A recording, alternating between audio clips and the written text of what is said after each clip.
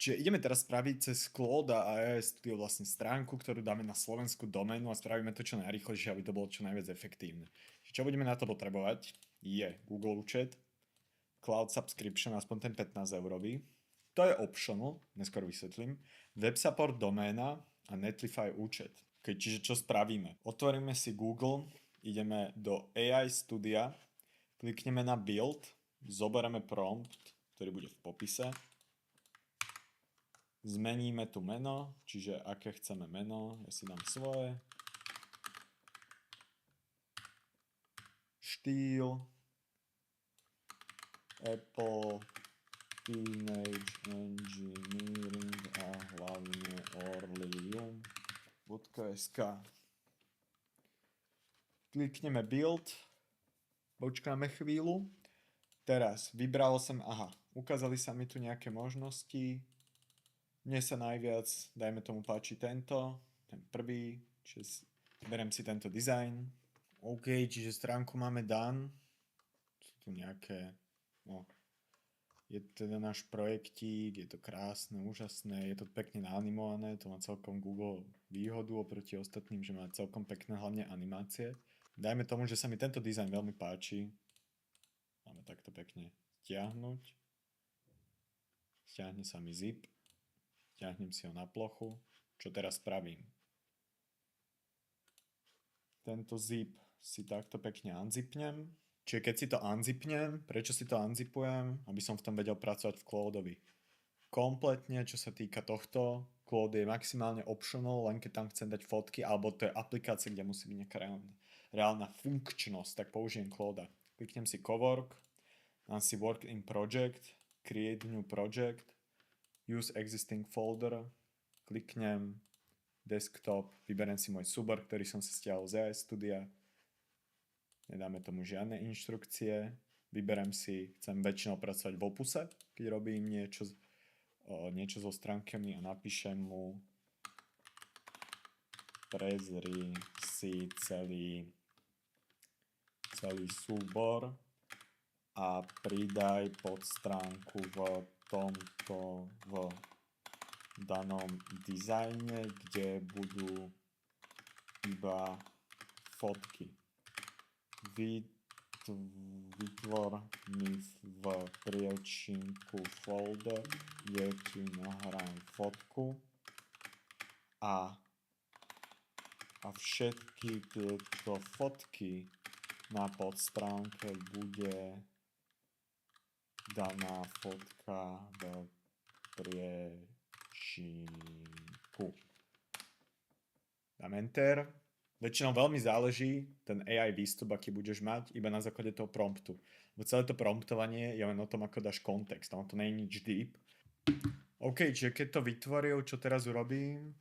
Kliknem si môj priečinok, je tu source, photos, on to väčšinou napíše a do fotiek chcem túto fotku dať. Čiže vyberiem fotku, je to tam. Máš tam fotku.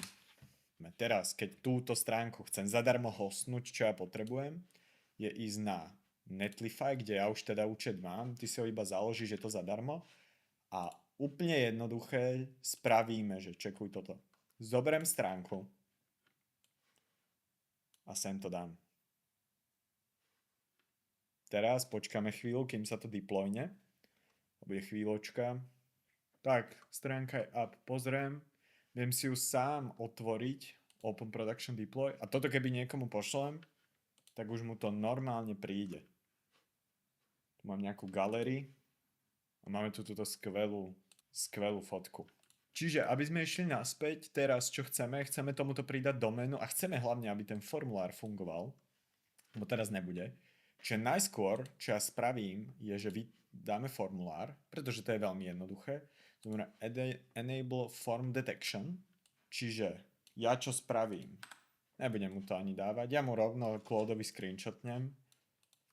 Potrebujeme tam dať formulár. Netreba byť fakt v tomto nejak technicky zdatný, treba to len takto screenshotovať. Na to je jediný Cowork dobrý, alebo lepší ako klasický terminál, že tam viem dávať rovno fotky. Čiže keď viem niečo robiť, keď viem čo chcem, tak terminál je lepší, lebo môžem mať veľa terminálov naraz otvorených a väčšinou to je aj trochu rýchlejšie. Ako náhle chcem dávať fotky, alebo tomu nerozumiem, alebo chceme takú veľmi jednoduchú workflow, tak idem do Coworku. Čiže máme to tam. Teraz, keď chcem znova, mne sa to nedeploylo, keď chcem znova túto aplikáciu pekne krásne, aby mi to fungovalo, aby som znova novú verziu aplikácie dal von, kliknem na Project Overview, znova desktop, zoberiem moju aplikáciu a sem ju zase dragnem. Dobre, keď skončil deploy, tak čo ja teraz spravím je, že kliknem Forms, tu mám, že no submissions, ale chcem, aby mi na mail chodili notifikácie. Čiže čo ja spravím, keď chcem, aby mi na môj mail chodila nová notifikácia, keď mi niekto napíše, pridať notifikáciu, email notifikáciu, nová submission, kliknem, dám tu svoj mail a teraz custom email subject line dám, že nový klient. Niečo jednoduché. Dáme anyform, dáme kontakt, lebo máme tam iba kontakt momentálne, save, čiže máme teraz pridaný mail. Čo my spravíme? Vieme si to vyskúšať, čiže ja keď teraz pôjdem na test, dám si tu moje meno, dám si druhý e-mail, aby mi to neflaglo. Napíšem si tu ahoj, chcem veľa peňazí a vedieť viac, dám engage session, či sa mi to pošle, to mi to poslalo a pekne krásne vidím, neviem, či to je vidieť, ale na telefón mi prišla notifikácia, že nový klient. Také to bolo jednoduché, taká formulka.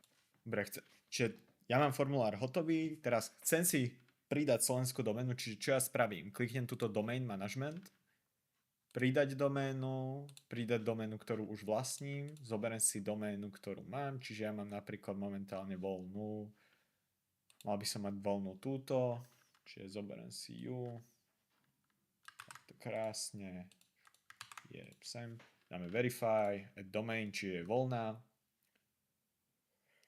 Teraz, čo my ideme robiť? Pending, DNS verification, kliknem na to, tu je nejaký rekord, ja si ho kliknem, teraz ja vo web supporte kliknem naľavo, DNS nastavenia a tu už pracujeme. Chcelo to do Ačka, ono sa to tu aj píše, že fallback point A, vytvorí nový záznam, pridám cieľovú, nič to nechcelo dať pre adresu, čiže iba uložíme, nič sa tu nemení.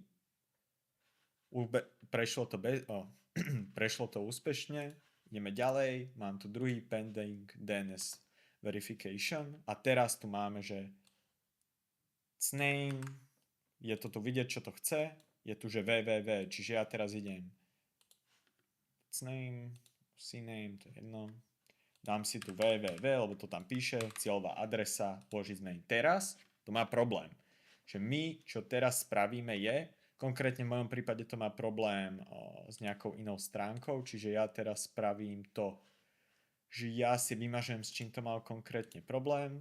Ty tam pravdepodobne budeš mať inú IP adresu, ale tu môžeš kľudne zmazať, tam sa ti akože nič extra nestane. Máme www. Boom, super, cname máme, mne to prešlo. Občas to má teda problém s tým, že napríklad budeš tam mať, že to má s nejakými čísielkami problém a v cname to bude mať s takou veľmi zvláštnou adresou.